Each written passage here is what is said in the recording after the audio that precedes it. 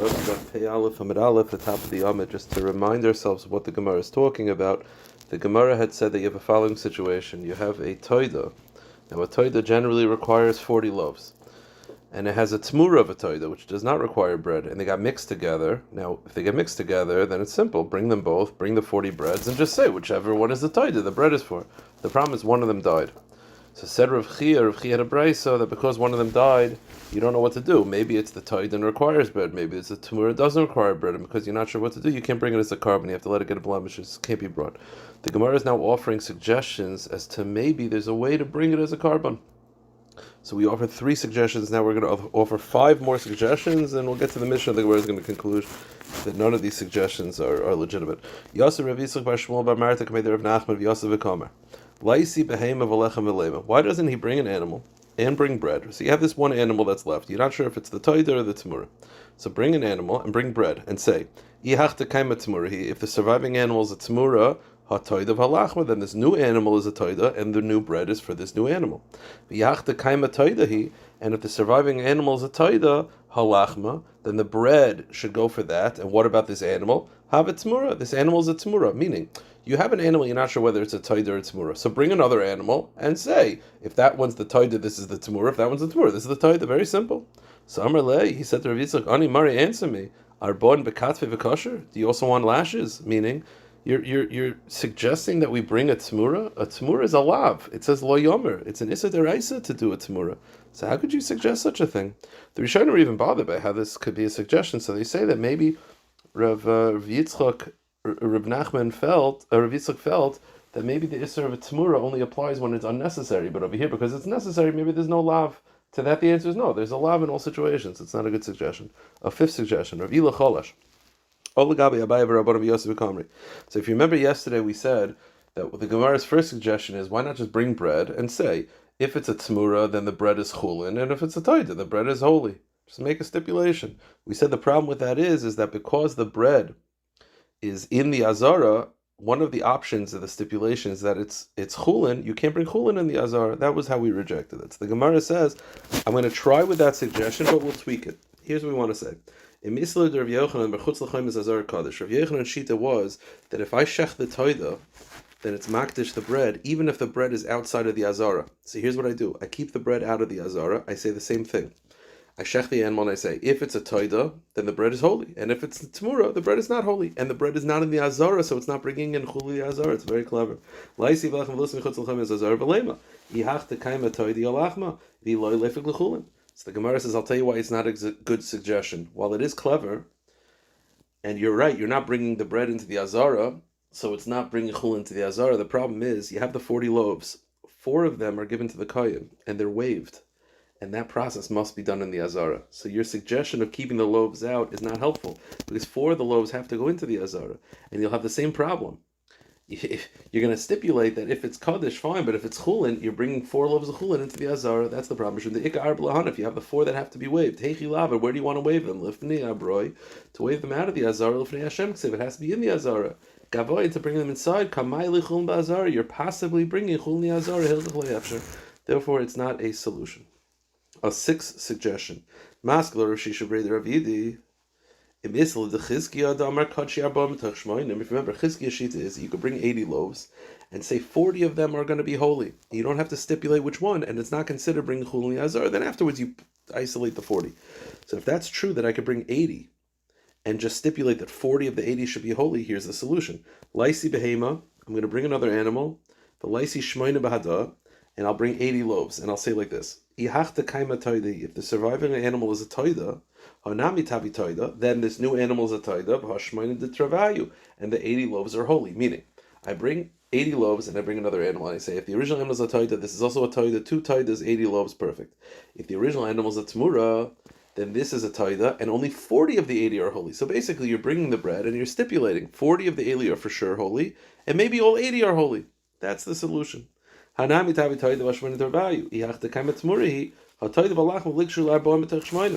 bringing in the 80 loaves, and you're saying, if there's a toida, then all 80 are holy. If not, then only 40 of the 80 are holy. Why is that not a good solution? The Gemara says, because you're memayit in the kachim. What does that mean? So Rashi is different mahalchim, but one of the pshatim of Rashi is as follows. You're bringing in the 80 loaves. 40 are for sure holy, and the other 40 are up for stipulation. Here's the problem. The first 40 that are holy, what do? You take 4, you give it to the kohen, it's truma. Then you have the second set of 40. It's either holy or it's not. So what's going to end up happening? You're going to give 4 loaves to the kohen because maybe it's holy. The kohen is not going to eat it because maybe it's not holy and he doesn't want to steal from you. Now, I'm sure you could ask him to, but he's still not going to do it because Kehanim don't want to take what's not theirs. So you're going to end up separating the extra 4 and nothing's going to happen to it. It's not going to get eaten. You're not going to eat it because maybe it's a kohen's. The kohen's not going to eat it because maybe it's not truma. And what's going to end up happening is it's going to get expired and it's going to be overlina. And because of this, it's not a good solution. A 7th suggestion. Rav Ashi says to Rav Kahana, I have the following suggestion. Im Isla de Rav Yochanan.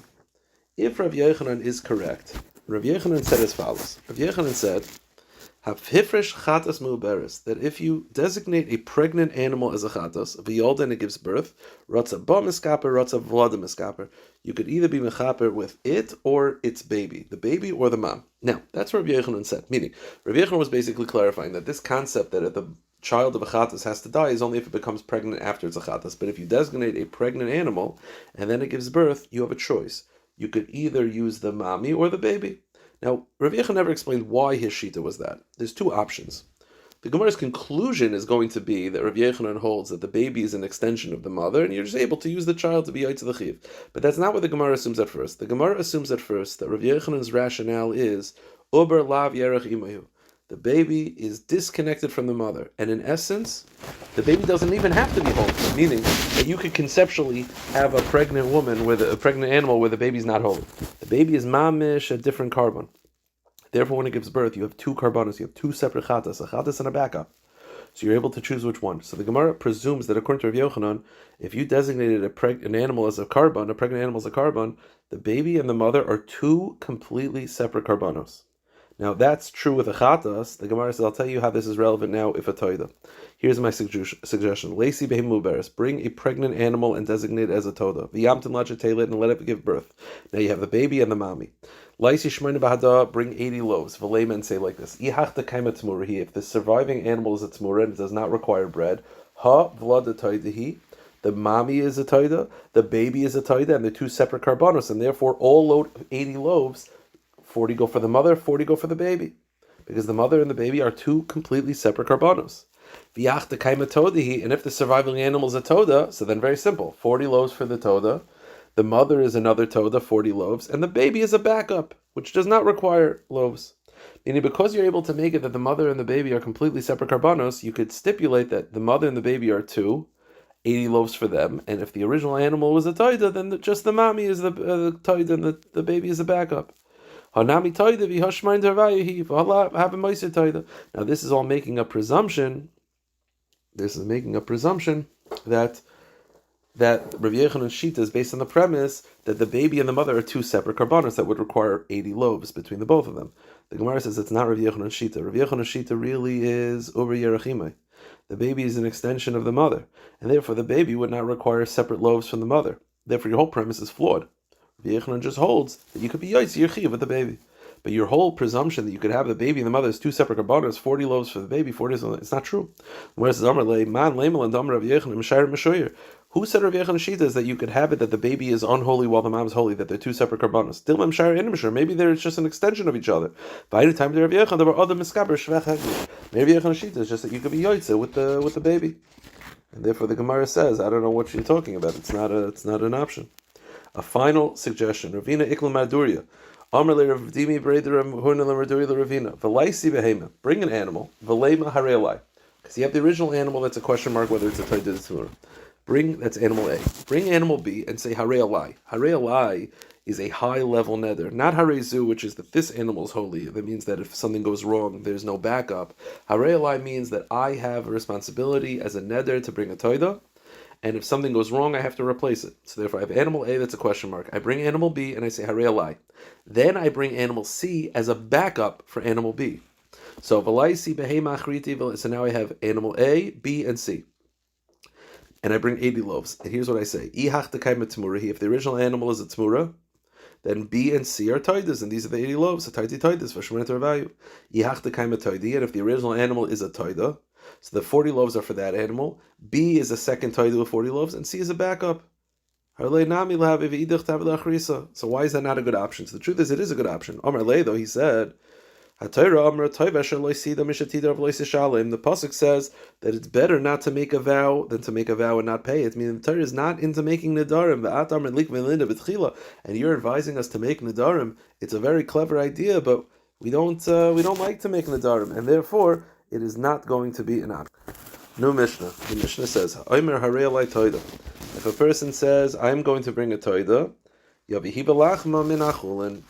to bring the toida and the bread from chulin. Go to the next page. What this means is like this. There's a concept called Meiser Sheni money. What that means is Meiser Sheni is fruits and vegetables that have to be in Yerushalayim. You're able to transfer the holiness onto cash, and then the cash is consumed in Yerushalayim. It's used to buy karbanos, or food. Now, you are not able to use it for an obligation. Therefore, if a person says, I'm going to bring a toida, that means that it's an obligation upon himself. He then cannot change his mind and use Meiser Sheni funds to bring that carbon. However, if he says, Toida alai min achulin, v'lach min meiser, let's say he says, I'm going to bring the toida from chulin, but I'm going to bring the bread from Meiser Sheni. The halacha is, yavi v'lach min achulin, he has to bring both from chulin. Why? He said that he's going to bring the bread from Meiser. The problem is, the second he says he's going to bring the chulin, the animal from chulin, you can't bring an animal without bread. So by definition, he has to bring the animal and the bread. So in essence, he's saying he's going to bring the animal and the bread from chulin. And then when he subsequently says he's going to bring the bread from Meiser, it doesn't work. However, if he says toidim and Meiser, but if he says I'm going to bring the animal from Meiser, v'lach min chulin, and bread from chulin, the halach is yavi. He may do that. He brings the toida from Meiser and the lachma from chulin. Now, one quick point: although the Mishnah says yavi, he has to bring it. He doesn't have to bring the animal from Meiser. He obviously could bring it from Meiser. He could also choose not to. And if he says he v'lach min Meiser, if he says I'm going to bring the animal and the bread from Meiser sheni yavi, then that's what he may do, because that's just basically saying, well, I'm going to use my Meiser Sheni to bring this toida. The lo yavi mechiti Meiser Sheni, and one halacha is, you're not allowed to bring the bread from the wheat of Meiser Sheni, meaning you're not allowed to use wheat, Meiser Sheni wheat, to buy bread for the toida. You're not allowed to use the Meiser Sheni wheat to make the toida bread. El Mamais Meiser Sheni has to be for Meiser Sheni. You're allowed to use it for Meiser Sheni money, but not for Meiser Sheni wheat. The Gemara tomorrow will explain why. Rav Huna says, if a person says, I'm going to bring the bread of a toida, but he doesn't mention the carbon, the halach is maybe toida v'lachma. He has to bring the toida as well. Why? My time. He never said he's going to bring a toida. He just said he's going to bring bread. Made the yadi, because everyone knows, there's no such thing as bringing toida bread without a carbon. And therefore, when he said he's going to bring the bread, what he means is toida v'lachma. He really means the bread and the toida. So why did he mention the lechem is soif mil sanakar? He just mentioned the end of the topic. Meaning, when he said he's going to bring the bread, he knew he has to bring the bread and the animal. So why did he mention the bread? Because he was just mentioning the bread, but he meant really the animal as well. So tonight, you're telling me that when he says the bread, that means that he was just mentioning the end of it, but really he meant the bread and the animal. Here's the problem: Tanan toida min meiser v'lach min chulin. If he says he's going to bring the toida from Meiser Sheni and the bread from chulin, the halach is yavi. He may do so. But wait a minute, if you're telling me that when he says he's going to bring the bread, he means the bread and the karban. So technically, when he said he's going to bring the bread from chulin, does that not mean that he's also going to bring the animal from chulin as well? Once you're telling me that when he says bread, he means the karban as well, because there's no such thing as bread without the karban. So the second he said he brings the bread from chulin, doesn't that also mean that he's going to bring the animal from chulin? Now there's an obvious problem, because over here is a major distinction, because over here, it's one thing to say that when he says bread, he means both when he doesn't mention the animal. Over here, he mentioned the animal, but the Gemara still feels that if he says, and Tosfos is bothered by this, the point is, if you're telling me bread means both, then over here, he said the animal from Meiser, but the bread from chulin, doesn't that mean that both from chulin? So the Gemara says, no. Shani Hasam, the truth is like this, Kivan da Amar Toidim and Meiser, Nasa Koima Harel Lechem lifted Teidas Eshel Pliny. The truth is no. When he said, I'm going to bring the animal from Meiser and the bread from chulin, this is how we look at it. Let's say you're bringing a carbon, toida, and I want to donate bread towards your toida. I could do that. When he says I'm going to bring the animal from Meiser, really what he means is I'm going to bring the animal and the bread from Meiser, because the animal is the ikar. Then when he says I'm going to bring the bread from chulin, what he means is I am now going to donate chulin bread to fulfill my own obligation. That the same way I'm able to donate chulin bread to your obligation, I could donate chulin bread to my own obligation. So when he said I'm going to bring the animal from Meiser and then the bread from chulin, we look at it as a separate statement, that when he says he's going to bring the bread from chulin, what he means is I'm going to donate bread to be yoitz my own chiyuv of the carbon that I delineated. Okay. Says the Gemara, wait a minute, if that's how we look at it, if you tell me that we dissect it in half, meaning that when he says, I'm going to donate bread, it means I'm going to donate, when he said the animal, he means both. And then when he said bread, it means I'm going to use the bread to be yoitze my chiyuv of bread towards that carbon. Yihachi reisha, then what about the reisha? It says, toida min chulin. If he says I'm going to bring the animal from chulin, v'lachma min meiser, right? He says I'm going to bring the animal from chulin, but the bread from meiser, the halacha is both have to come from chulin. But why? If you're telling me, right, the Gemara is basically saying, in the same way that when we originally said that the bread is from chulin in the first case, what it really means is I'm donating bread to fulfill my obligation. Why don't you say the reverse case? In this case, what did he say? He said, I'm going to bring the animal from chulin and the bread from meiser. So the halacha is both have to come from chulin. But why? Why don't we say that when he said he's going to bring the bread from meiser, really he meant both from meiser? Then when he said the animal from chulin, I'm donating an animal to my chiyuv of bread.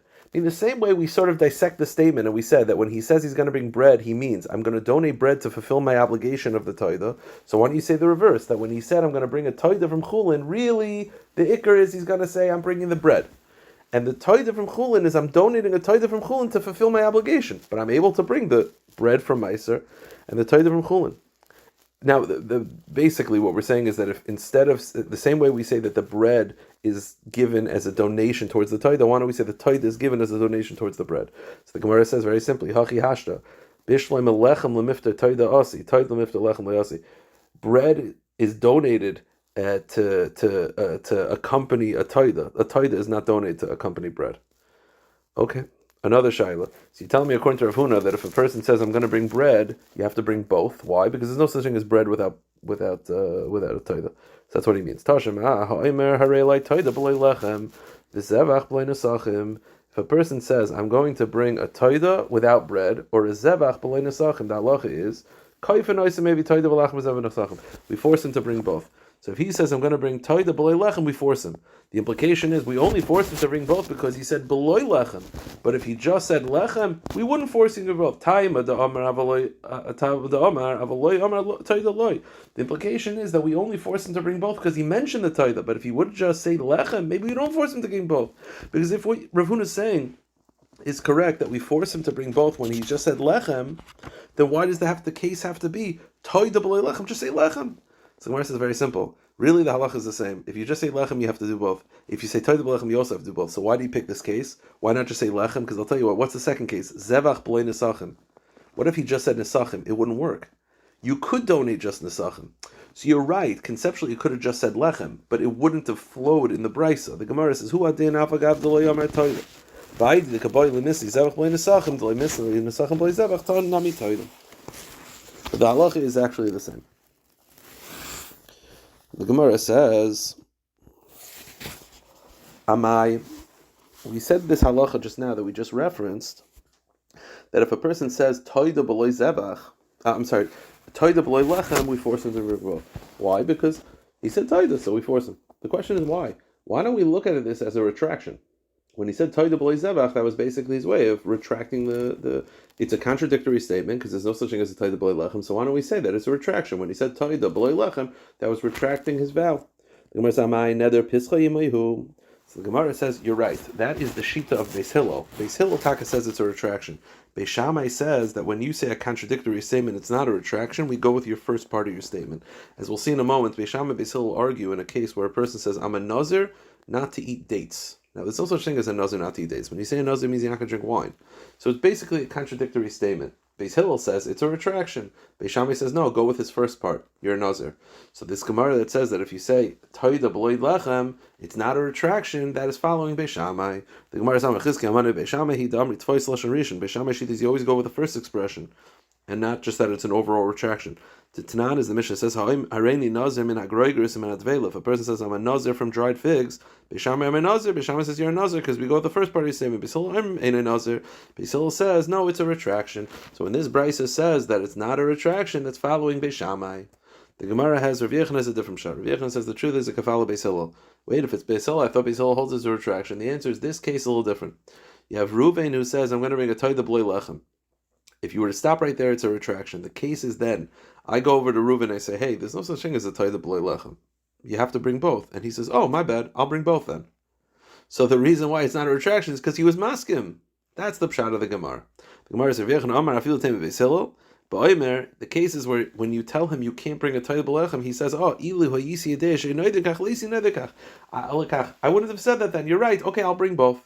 Here's the problem. That's very nice. But then what's the statement of the brisa? The brisa says that koifen oisa, we force him. If this is the case where he's very maskim to bring both, then what's forcing? Says the Gemara. Umay koifen, what does it mean that we force him? I thought he's maskim to do it. The answer is the kaboy hadabe. The case is after he was maskim, he wants to retract. Meaning, he says toida b'loi lechem. He says there's no such thing as toida b'lechem. He says, "Fine, I'll bring both." And then he says, "No, I don't want to bring both."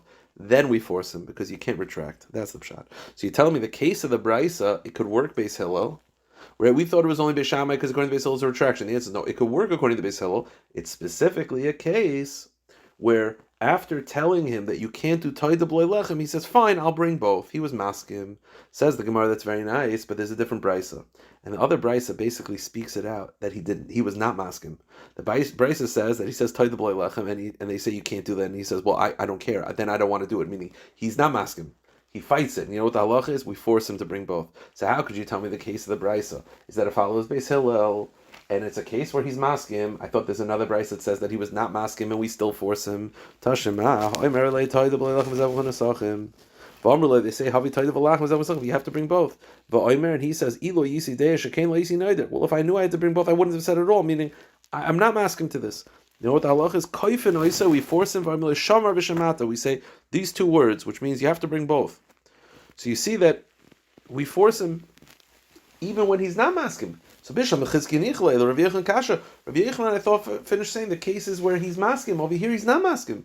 So the answer is Amar Lach Rabbi Yechon. To that, Rabbi Yechon responds, Havada Beis Shammai. You're right. I said the case that it works with Beis Hillel is where he's maskim. This brisa that says that he's not a maskim and he still has to bring it, that's taka following Beis Shammai.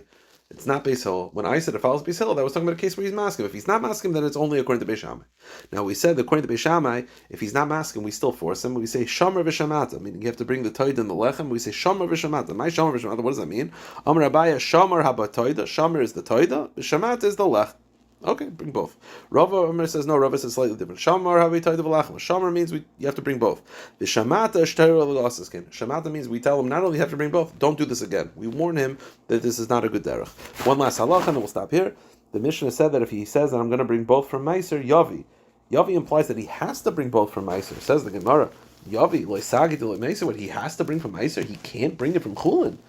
Menachos from Chiz Damar, Ratza maybe, Ratza loy, Ratza loy maybe. No, it doesn't mean he has to bring it from Meiser. It means he could bring it from Meiser, but he obviously could choose to bring it from Chulin if he wants to. I will stop.